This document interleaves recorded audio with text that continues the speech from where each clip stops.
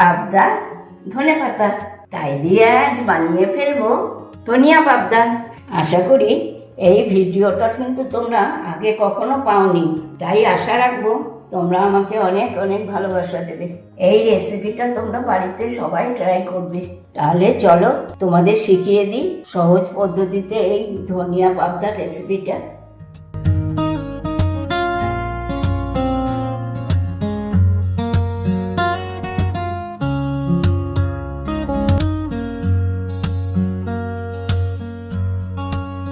বন্ধুরা, তোমরা সবাই ভালো আছো তো? আবার চলে এসেছি তোমাদের মুখার্জি কাকিমা নতুন একটা রেসিপি নিয়ে। আজ বানিয়ে ফেলবো ধনিয়া পাবদা। তার জন্য নিয়ে নিয়েছি 4টে বড় সাইজের পাবদা মাছ। মাছগুলোর গায়ে এবার মাখিয়ে নেব একটু হলুদ, দিলাম নুন। এবার আমি এটাকে খুব ভালো করে মাখিয়ে নেব।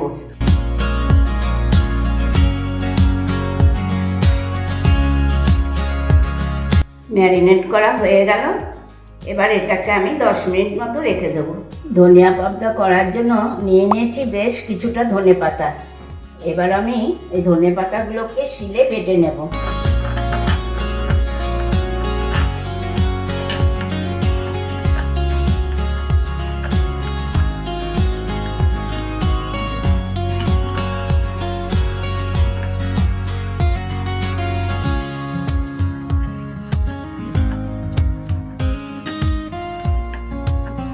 এই দেখো ধনেপাতাটা আমার অর্ধেক বাটা হয়ে গিয়েছে।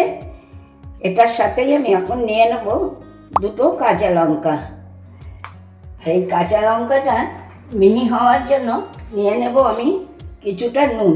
আমি মাছের নুনটা কিন্তু পুরোই নিয়ে নিলাম, আর মাছে আলাদা নুন দেব না। এটা একসাথে আমি বেটে নেব।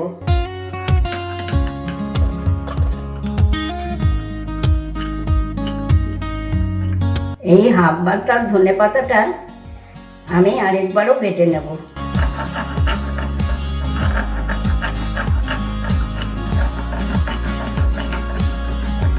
এই দেখো ধনেপাতার পেস্টটা কি সুন্দর মিহি হয়েছে। এবার আমি এটা একটা পাত্রে তুলে নেব।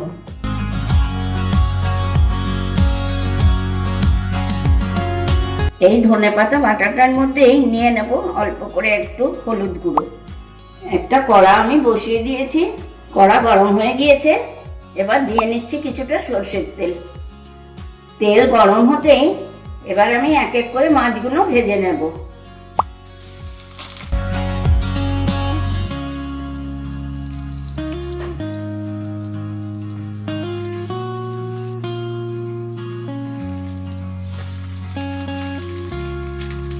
মাছগুলো 2 পিঠ ভাজা হয়ে গেছে। এবার আমি মাছগুলো তুলে নেব।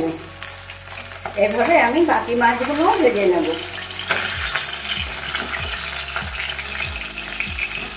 মাছ ভাজার তেলেই দিয়ে দিচ্ছি একটু কালো জিরে ফোড়ন।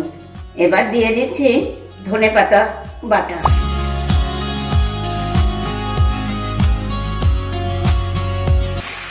এটা সামান্য একটু নেড়ে নিয়ে আমি পরিমাণ মতন জল ঢেলে নিই। দিয়ে দিচ্ছি জল।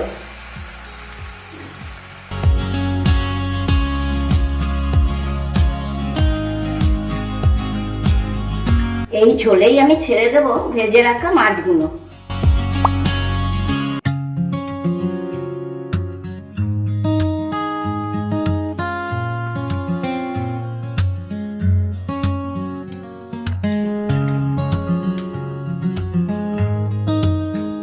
ওরা থাকুক পুকুরে ডুবে, এই ফাঁকে আমি উপর দিয়ে আরেকটু ধনেপাতা ছড়িয়ে দিই।